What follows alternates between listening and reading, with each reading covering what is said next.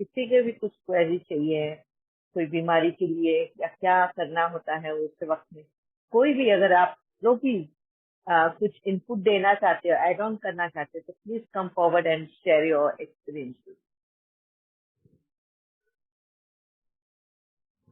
ओम शांति देवी। ओम इंदु शांति बोली। इंदु। हाँ जी, आपकी जी आवाज ही मेरे को पहचान है। मेरे बहुत क्रैम्प्स पड़ते हैं, इसका क्या रीजन हो सकता है? और सोए सोए में पड़ते, दिन में कभी नहीं पड़ते, रात को मतलब इतना वो स्टिफ हो जाता है कि फिर मेरे 2-3 घंटे खराब हो जाते हैं। और एक मेरी जो लेफ्ट आई है उसमें बहुत डिहाइड्रेशन डिहाइड्रेशन की वजह से ये जो पानी में बहुत कम पीती हूँ ये। और ये जो लेफ्ट आई में मेरी बिल्कुल फ्लक्चुएशन होती है, इसको कहते हैं आंख फड़कती है। हाँ, ये वो बहुत पानी ज्यादा की कमी थी। जब जब पानी की कमी बॉडी में हो जाएगी तो आंख फड़कना, इवन कान का जो ये ईयर लोब्स होते हैं ना नीचे की तरफ, वो भी फड़कते हैं बहुत, क्रैम्प्स आते हैं, हेडेक होता है, एसिडिटी रिफ्लक्स होता है। ये सब पानी की बॉडी में कमी हो, डिहाइड्रेट हो जाती है बॉडी, तब ये वो सिग्नल्स देती है कि बॉडी को पानी की जरूरत है।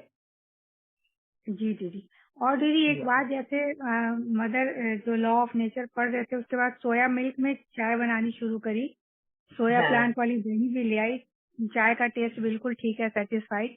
लेकिन उसमें भी क्या होता है ना, जैसे कल परसों इनके लिए मैंगो रबड़ी बनाई, तो इन्होंने 2 चम्मच प्लेट में छोड़ दी, वो मैंने खा ली, तो वो तो फिर मिल्क में मैं चली गई ना। और ये जो बटर होता है, ये भी तो फिर, ये जो बटर जो मार्केट से जो बटर लाते हैं, ये भी तो नहीं खाना चाहिए। अभी तो ऐसी बहुत सारी चीजें हैं।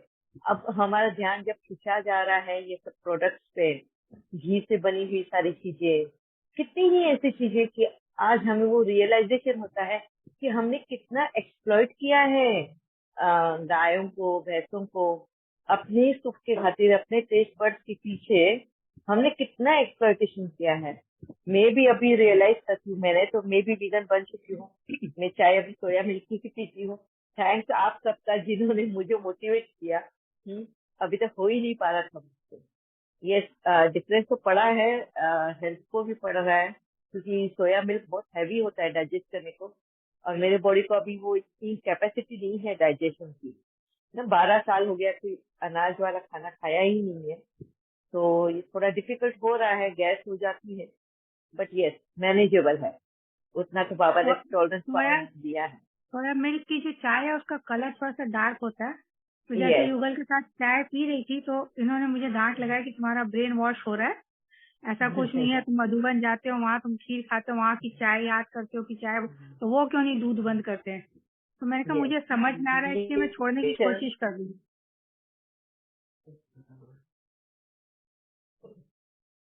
बहुत अच्छा क्वेश्चन किया आपने। मेरे भी ये दिमाग में क्वेश्चन था कि वहाँ पे जब ब्रह्मा बाबा थे वहाँ पे भी दूध नहीं लगा, मतलब है ना, ब्रह्मा बाबा चाय नहीं, दूध नहीं, ये नहीं, बस पता नहीं दूध के जो चीजें बनती है वो खाते थे कि नहीं, ये तो मुझे पता नहीं है। उस वक्त भी वहाँ पे दूध बंद नहीं हुआ था। तो मैंने जब शिव बाबा को ये बात पूछी थी तो शिव बाबा ने यही कहा था कि उस जमाने में, आज के 80 साल के पहले, उस वक्त खाने पीने के लिए इतना बढ़ावा नहीं था, इतना इजीली कोई भी चीज मिलती ही नहीं थी, ट्रांसपोर्टेशन ये वो सब कुछ नहीं था। जिस तरह से आज वैरायटी में खाना मिलता है, वैरायटी में, सोया मिल्क तो उस वक्त तो पता भी नहीं था कि सोया मिल्क क्या होता है ना। ये तो सोया प्रोडक्ट जो था वो तो ऐसा लगता था जैसे सिर्फ गाय भैंस को चरने के लिए होता है। मुझे मेरे बचपन का याद है, जब हम कैरेट और ये जब खाते थे ना, तो मेरे ग्रैंडफादर हमको बोलते थे क्या गाय भैंस की तरह तुम लोग गाजर और ये चबाते हो, ये तो सब जानवरों का खाना। तो मुझे उस बात से मुझे याद आया कि उस वक्त इतनी वैरायटी नहीं रहा करती थी, है ना। आज आके दूध की जो मिठाई बनी है तो सबसे ज्यादा में ज्यादा रबड़ी, खीर, यही बनती थी, है ना। और प्रोडक्ट्स भी नहीं थे, तो इसलिए शायद हो सकता है कि वहां पे मनाई नहीं की गई होगी। उतनी ही पालना भी दी होगी गायों के लिए और भैंसों के लिए, उतनी पालना भी की होगी, उनके बच्चों की भी पालना की होगी शायद। अब मुझे ये डीप पता नहीं है, मेरा ये एजम्पशन मैं बता रही हूँ आपको, इसलिए वो मना नहीं होगा। पर आज हमारे पास ये ज्ञान जब बाबा ने दिया, हमें जब बातें समझाई कि सतयुग में और त्रेता में हमने कभी भी जानवरों का एक्सप्लॉयटेशन नहीं किया है, और आज जब वो बातें समझ में आती है और हमारे पास है ऑप्शंस कितने हैं दूसरे, कितनी सारी चीजें हैं उसके बदले में, तो हम क्यों ना वो एडॉप्ट करें, क्यों हम कंपेयर करें उसके साथ में और इधर के लिए। अगर हमें रास्ता मिला है आगे बढ़ने के लिए, प्रोग्रेस करने के लिए, हम बेटर है ना उनकी तरफ देखें कि उन्होंने क्या किया और हम क्यों करें। बेटर है हम अपनाए वो और आगे बढ़े, है ना। जी दीदी, मुझे कहीं कंफ्यूजन होता भी है ना, तो मैं उसमें हाँ, ज्यादा देर तक कहती नहीं हूँ। मुझे लगता है इससे मेरे पुरुषार्थ में कोई फर्क नहीं पड़ने वाला। मुझे यस, करना क्या है, मुझे ये अपना ध्यान देना है।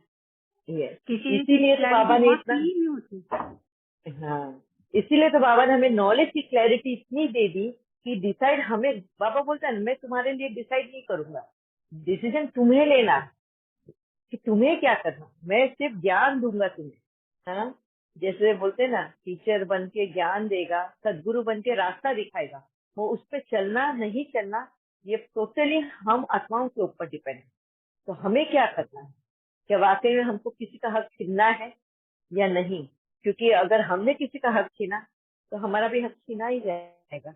आज हमको तो यही तो एंजाइटी होती है, इसी बात का तो डर लगा रहता है। अननोन फियर क्या है हमारे जीवन, हाँ, कि हमारे से कोई कुछ छीन ना ले। हाँ, कभी हमारा नाम खोने का डर, कभी हमारे ओहदा खोने का डर, कभी हमारे बच्चों को खोने का डर, कभी उनके हक छीनने का डर।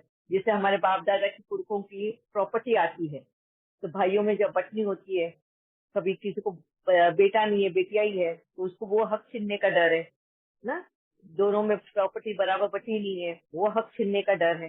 तो हर जगह पे जहाँ देखो वहां पर छीनने का ही डर है ना हमें। तो ये डर क्यों है छीनने का, कि कहीं ना कहीं हमने भी तो छीनना जब्ती की है।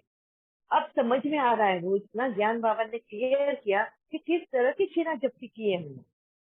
हाँ, मधुमक्खियों के छत्ते पे झपटे हैं, मधु हमने लिया है बिना वजह का, कि हमें कम है क्या मीठा इस दुनिया में मिलने के लिए।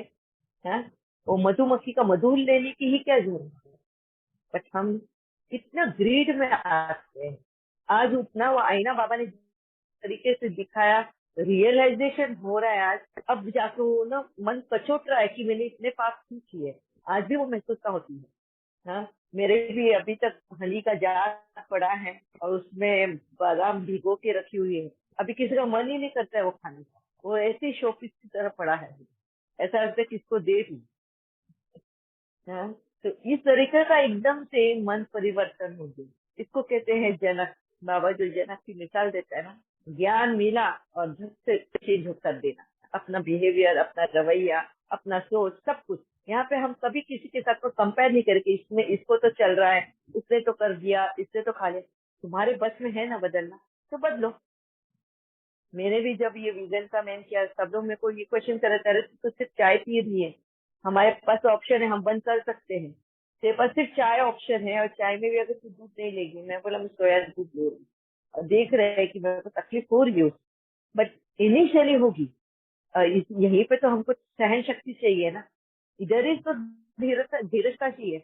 शरीर तो मोल्ड हो जाता है, हम जिस तरह से हमको शरीर को मोल्ड करना है ना, वो मोल्ड हो जाएगा। बाबा बोलते हैं ना, खरा सोना होता है ना, उसको मोल्ड करने को टाइम नहीं लगता है ना। ये शरीर भी खरा सोना है, हम आत्माओं ने उसको बिगाड़ के रखा है, अब हम ही उसको मोल्ड करेंगे सच से। ठीक है। जी दीदी, जैसे आपने कहा संकल्पों का शरीर पे बहुत फर्क पड़ता है, तो इसका भी मेरा यस। एक्सपीरियंस ये रहा कि लास्ट वीक हाँ, मतलब कुछ गेस्ट के घर में काम करते हुए उंगली मेरी राइट हैंड की मिडिल फिंगर बहुत जबरदस्त कट गई।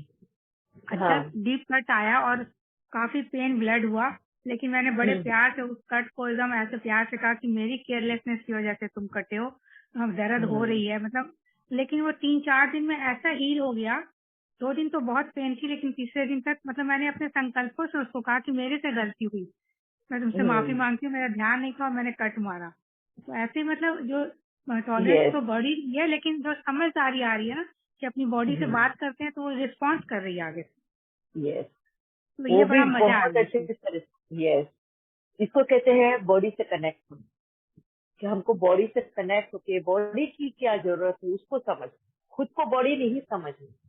आज तक का हमने यही किया अपने आप। यही तो बाबा ज्ञान हमको समझा रहा है ना, कि तुम बॉडी नहीं हो, तुम शरीर नहीं हो, तुम्हारी एक अलग आइडेंटिटी है। तुमको सिर्फ कनेक्ट होना है उससे। आज तुमने खुद को शरीर समझ के उस शरीर के साथ एक खिलवाड़ कर दिया। वेरी नाइस इंदु बहन, आपने जो आपका अनुभव शेयर किया उंगली कट के, ये किस तरह से आज की आपके। बात ही, एक बार मेरे एंकल ट्विस्ट हो गया था, मैं 2 व्हीलर से गिरी थी तो, और मैं योगा करने जाती थी, लोग कहते थे इस उम्र में ना ठीक नहीं होता, फ्रैक्चर हो गया था। तो मैंने कहा नहीं, ये ठीक हुआ, और 1 मंथ में मैंने पद्मासन लगा लिया था, क्योंकि मैं दिन में 4 बार उसको बोलती थी कुछ नहीं हुआ, तुम ठीक हो रहे हो, तुम कुछ नहीं हुआ, उसको सहला के। क्योंकि मोस्टली होता है ना, हम खुद ही कहते हैं अब ये ठीक नहीं होगा, इस उम्र में हड्डी टूटी है ना, अब जुड़ेगी नहीं, हम खुद ही उसको देते रहते हैं कि तुम जुड़ोगे नहीं। तो मेरे अच्छा एक्सपीरियंस रहा बॉडी के साथ, और आपने तो बड़ी क्लैरिटी दी। Thank you. Om Shanti. Very nice, thank you Indu बहन। किस तरह हमारे संकल्प हमारे शरीर पर असर करते हैं और किस तरह शरीर उसको रिएक्ट करता है तुरंत। It's wonderful experience. Thank you very much. या विद्या बहन। हाँ दीदी, आपने जो एक बार बोला था ना कि अगर हम किसी का खाना छीन के हम कैसे बड़ा हो सकते हैं ना, तो उसके लिए फिर मैंने देखा कि अपने इंडिया में भी ऐसा ही होता क्या, मतलब जो भी काउज और इसके लिए तो जैसे फटाफट वो पूरा मिल गया, तो उसके ऊपर एक डॉक्यूमेंट्री मिल गई माँ का दूध करके। ज्यादा टाइम भी नहीं लगा, माँ का दूध करके। अच्छा, माँ का दूध। तो हाँ, तो वो एक्चुअली एक MBBS डॉक्टर है, तो उन्होंने वो डॉक्यूमेंट्री बनाई है। और जब मैं मुझे अभी भी याद है कि फर्स्ट स्टैंडर्ड में जब मेरा बेटा था तो उसको मैं पढ़ा रही थी, तब उसमें वेगन करके वर्ड आया था। तो तब पता चला कि जो जैसे वेगन मतलब कि वो मीट और मीट प्रोडक्ट नहीं खाते। तो मुझे बहुत अजीब लग रहा था, ऐसा भी कभी हो सकता है क्या कि ऐसे भी कोई लोग रह सकते क्या करके। तो मुझे अभी भी याद है, उसको 3-4 साल हो गए, लेकिन जब मैंने वो डॉक्यूमेंट्री देखी तब पूरा मतलब मैं बता नहीं सकती उसमें कैसे कैसे उनके ऊपर ये हो जाता था। अब तो बिल्कुल इच्छा ही नहीं होती। और अभी हमारे यहाँ पे राजस्थान से जो लेबर आए थे, तो उसमें दिखाया था कि जो उनको जो दिया जाता है ना एनिमल्स को, जो इंजेक्शन दिया जाता है, तो उनको खा के अभी ये जो गीदड़ है ना, उनकी पॉपुलेशन कम हो गई है। तो उन्होंने तो डायरेक्टली बोल दिया, मैंने तो उनको बोला भी नहीं था, लेकिन उन्होंने डायरेक्टली बोला। तो मुझे मतलब उसमें जो दिखा है ना, तो वो एकदम 100% सही है, जो ऐसे बाकी से भी नहीं किया है। और मोस्टली बोल रही थी, अभी उसको 5-6 साल हो गए, कि उन्होंने भी बोला था कि हाँ अपने इधर वो ऑक्सीटोसिन का इंजेक्शन देते मिल्क प्रोडक्ट, तो वो भी देते थे। मतलब ये पहले से करता है, बस हमको पता नहीं था। ऐसा है। तो मतलब ऐसे बहुत सारी चीजें हैं कि हमें पता ही नहीं कि वो कैसे होता, क्या होता। उसमें बहुत क्लियर दिया है कि मुझे तो ऐसा लगा था अपने इंडिया में ऐसा कुछ होता नहीं है, लेकिन ऐसा कुछ भी नहीं। और अभी कुछ मतलब मेरी मेड भी बोल रही थी कि अभी तो कुछ नहीं, गांव में भी मशीन आई है ये निकालने के लिए, मिल्क निकालने के लिए। मतलब ये हाथ से भी कोई निकालता ही नहीं। तो अभी ये समझ में आ रहा है कि वो जो दिखा है हमने, वो सच में सही है। ऐसा मतलब हमें अभी सोचना चाहिए क्या करना चाहिए, क्या नहीं। यस विद्या बहन, हमें अभी तक ना एक्चुअली हम बोलते हैं ना अज्ञानता, बाबा ज्ञानी है ना, अज्ञानता बोलते हैं ना, अज्ञानता वश बहुत पाप करते हैं। हमें पता ही नहीं था कि किस तरह से जाने अनजाने से हम पाप के भंडार भर रहे हैं और सोच रहे पुण्य का भंडार भर रहे हैं, तो पुण्य का नहीं। और इतना ही नहीं, अज्ञानता में हम कहीं ना कहीं, मुझे ऐसा लगता है कि हम भगवान को भी अपने पाप के से छूट रहे थे। जैसे दूध का अभिषेक करना, शिव पे ही कर रहे हैं दूध का अभिषेक, शिव की जो शिवलिंग जो होती है उसके ऊपर। तो कभी कभी मुझे वो एक महसूस होती थी किस तरह हमने अपना गिल्ट निकालने के लिए, अपना ये निकालने के लिए हम जिस तरह से भगवान को भी ना राइट देते हैं, जो भंडारे में पैसा डालते हैं, चलो थक कर क्या है, उसमें का इतना % भगवान का। तो इस तरह से ये दूध का भी जो अभिषेक का निकला है, तो मुझे वो एक महसूसता ऐसी ही होती है कि हम जो बच्चे का हक छीन के हम जब दूध पी रहे हैं तो कहीं ना कहीं हमारा अंतर्मन जो है ना, अभी तक एज एन आत्मा हम बहुत प्योर सोल है, और यही वजह है वो प्योर सोल इन चीजों को एक्सेप्ट नहीं करती, और कहीं ना कहीं वो खुद को आलोचना करती है, गिल्ट करती है, और ये गिल्ट से निकलने के लिए बुद्धि अपनी बुद्धि चलाती है। तो किया इस तरह की था, कहीं ना कहीं अपने आप को वो छिपाने की कोशिश करती। और ये अभिषेक का जो दूध अभिषेक करते हैं हम शिवलिंग पे, ये भी मुझे कहीं ना कहीं खुद की गिल्ट को कम करने के लिए वो एक तरीका नजर मुझे, मेरी समझ के हिसाब से मुझे ऐसा लगता है। तो भगवान ने तो कभी नहीं कहा ना कि दूध का अभिषेक करो। एंड वेरी नाइस विद्या बहन, thank you very much for inviting. दीदी, और उसमें इतना इतना डिटेल में दिया है कि ये सब जो अपने को कुछ भी पता नहीं है, उन्होंने तो मेरे को हैट्स ऑफ वो पर्सन कि उन्होंने वो वीडियो कैसे बनाया कि मतलब मैं आपको शेयर भी कर लूंगी कि उसमें इतना मतलब हम वहाँ पे जा ही नहीं सकते, हम इतनी इन्फॉर्मेशन निकाल ही नहीं सकते, क्योंकि आज वो एक जो ये है बीच का जो है ना, वो इंडस्ट्री एक बहुत बहुत बड़ी है, उसका हम सामना ही नहीं कर सकते। मतलब इनकी इतनी बड़ी लेवल है, और जो मतलब उनको जो इनका रिप्रोडक्शन भी बनाते हैं ना, वो आर्टिफिशियली बनाते हैं इंसेमिनेशन करा के। तो वो जो इतना मतलब वो दिखा है कि पूरी मतलब वो डॉक्टर्स भी नहीं करते, तो उनको इतना पेन और ये सब मतलब बता ही नहीं सकते। वो तो जब देखेंगे तभी हम पूरी रियलिटी, मतलब मुझे तो ऐसे लग रहा था कि शायद उसको तो भगवान ही मतलब उन्होंने इतना टचिंग किया और ये पूरी डॉक्यूमेंट्री बनाई, क्योंकि उसमें एक भी बात उन्होंने छोड़ी नहीं है कि हमारा मिल्क प्रोडक्शन कितना कैसे क्या बढ़ाई किया था, पूरा हिस्ट्री से उन्होंने पूरा कवर किया है, पूरा हिस्ट्री, मतलब अमूल का वहां से पूरी हिस्ट्री उन्होंने बताई। और सच में हम बोलते कि हमारी से दुग्ध क्रांति हो गई आफ्टर इंडिपेंडेंस, लेकिन हमको वो बहुत बड़ा लग रहा था, लेकिन उसके पीछे क्या है वो तो हम किसी को पता ही नहीं है रियलिटी। और इतना ही इतना हाँ नहीं, इसका रिजल्ट हम देख रहे हैं। एक मिनट, किसका माइक अनम्यूट है? इसका रिजल्ट हम देख भी रहे हैं कि किस तरह से हम ये जो इंजेक्शन देते हैं गायों को, भैंसों को, ताकि जल्दी जवान हो जाए, हाँ, ताकि वो जल्दी एडोलेसेंट एज में आए। अर्चना भैया, आपका माइक अनम्यूट हो रहा है बार बार। किस तरह वो उनको जल्दी एडोलेसेंट बड़ा कर रहे हैं इंजेक्शन देके, ताकि वो जल्दी माँ बने और फिर दूध देना शुरू करे, है ना। ये इफेक्ट आप बॉडी के ऊपर देख सकते हैं। आजकल जो बच्चे हैं, जो पहले उम्र की उनकी मैच्योर होने की, एडोलेसेंट एज में आने की, 18 साल है ना, 16 इसलिए शादी जो शादी का एज जो है वो भी 16। और आपकी साउंड क्लियर नहीं आ रही है। अभी आ रही है क्या? हाँ, मच बेटर। हाँ, 16 और 18 साल। अभी अगर आप देखोगे बच्ची और लड़कियों का मैच्योरिटी एज क्या हो रहा है, 7 साल और 8 साल, जहाँ उनको अभी तक तो दूध के दांत भी टूटे नहीं है, दूध के दांत टूट रहे हैं, दांत आ रहे हैं, और उसमें वो मैच्योर हो रहे हैं। एडोलसेंट प्यूबर्टी पीरियड आ गया है। लड़कों का 9 साल 10 साल में प्यूबर्टी पीरियड आ रहा है। ये चेंज कैसे है? ये वही चेंज है जहाँ हम गायों को, इवन फूल पौधों को भी जल्दी जल्दी बड़े होने चाहिए, जल्दी फल देने चाहिए, इसके उनको भी हम इस तरह के फर्टिलाइजर्स दे रहे हैं। एनिमल प्रोडक्ट्स के लिए भी हम उनको इंजेक्शन दे रहे हैं। जल्दी इंस्टेंट चाहिए हमें रिजल्ट, ये इंस्टेंट रिजल्ट हमें हमारे बॉडी पे भी दिखाई देते हैं।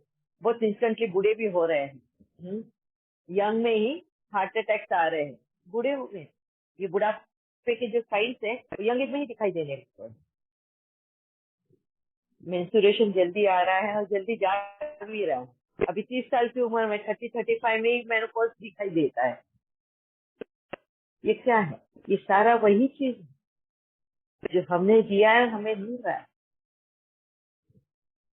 ठीक है, थैंक यू वेरी मच विद्या बहन फॉर एनलाइटिंग। यवीना बहन।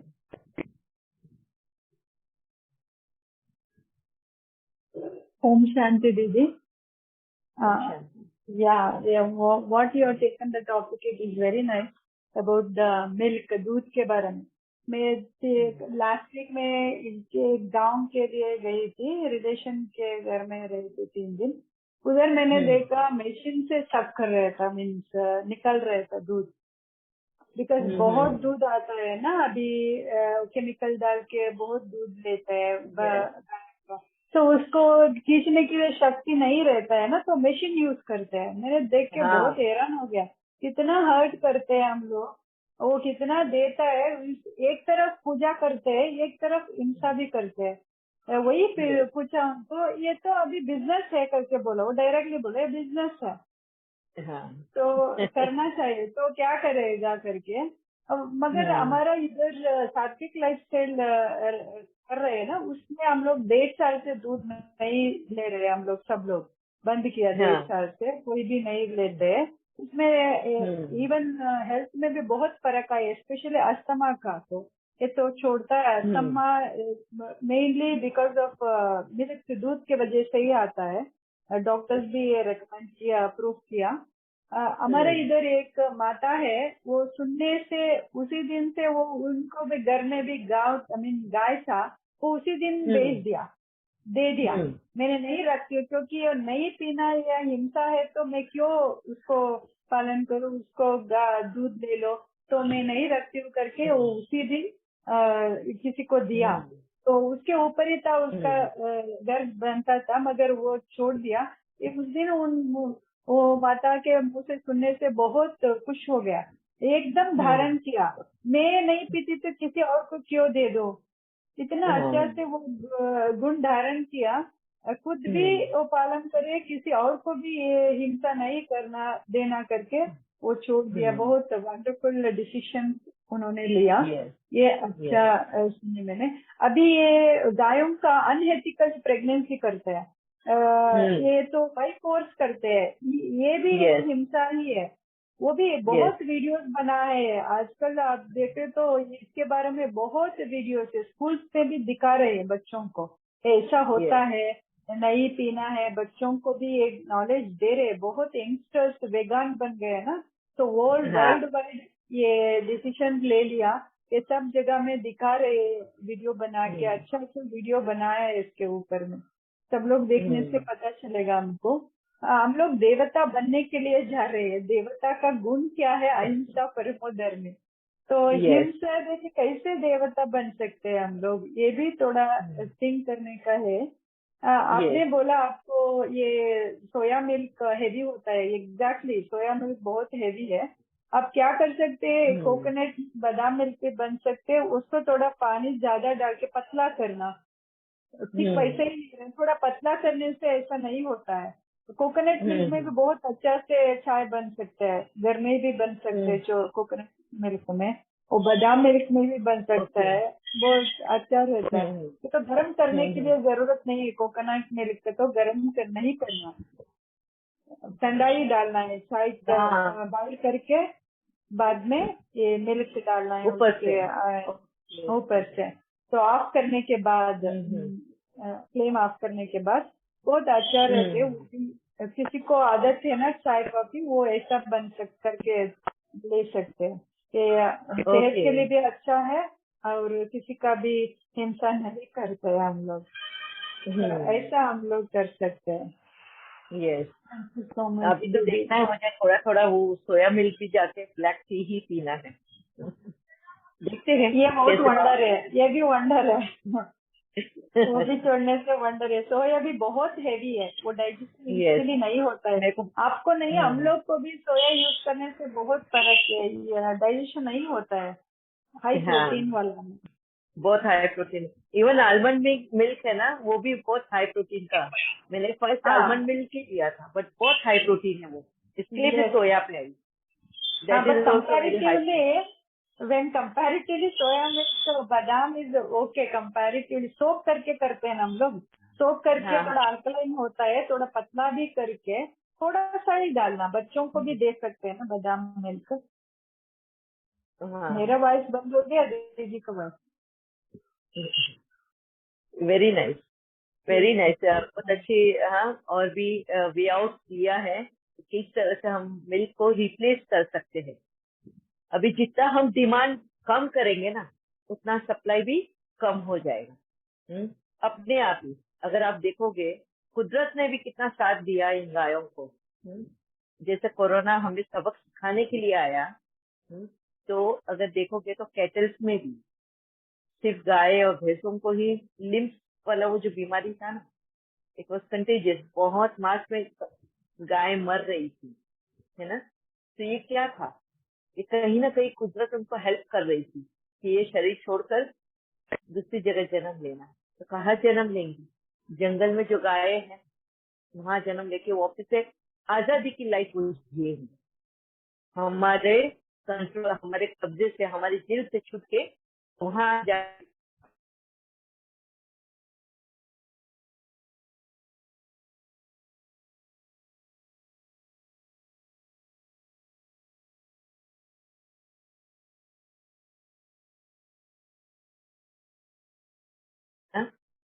छोड़ देंगे। यही हम संकल्प भी रखेंगे और हमारा ध्येय भी रखेंगे। Thank you very much Meena बहन। यस। ओम शांति दीदी। हाँ दीदी, जी। एक मतलब जब से मैंने वो देखा तो तब से तो मैंने दूसरी फाइल की है, तो उसका सब्स्टिट्यूट मैंने ये किया कि जो मतलब ब्लैक टी जो रहती ना, तो वही लेके थोड़ा मतलब उसको ज्यादा थोड़ी सी कम ही पत्ती डालना, तो तुम ज्यादा नहीं उबालना, और जैसे उसका कलर आता बंद करना, और उसमें थोड़ा नींबू डालना, तो वो बहुत जन खिचड़ी मुझे लेमन टी करके, तो हाँ मैं हाँ कभी वही यूज कर रही हूँ। तो हाँ। मतलब ये कोकोनट मिल, ये बाकी का भी सब्स्टिट्यूट मिलता नहीं मिलता हर रोज का, लेकिन ये भी हम कभी भी कर सकते हैं। जी या जी। हाँ, वेरी नाइस रेमेडी। अदरक की जगह पे लेमन में यूज कर सकते हो चाय में। देखते हैं अभी बाबा कैसे हाँ लेके चलता है, क्योंकि मेरे लिए तो काफी बंधन है चाय का भी। तो हिसाब किताब बाद में समझाऊंगी क्या है। ठीक है, थैंक यू वेरी मच। मगर आप लोगों ने जो बाकी के सबके लिए बहुत अच्छा रेमेडीज दिया है, ताकि वो लोग ये ना बोले कि अ, हमारे लिए सॉल्यूशन नहीं था, इसके लिए हम दूध नहीं छोड़ पाए, रीजन नहीं देंगे। एंड यस, एक्सप्लॉयटेशन तो अभी नजर आता है कि हमें कितना प्योर घी जो है, हम प्योर घी इवन भगवान को दिया भी लगाना है तो प्योर घी का लगाना है।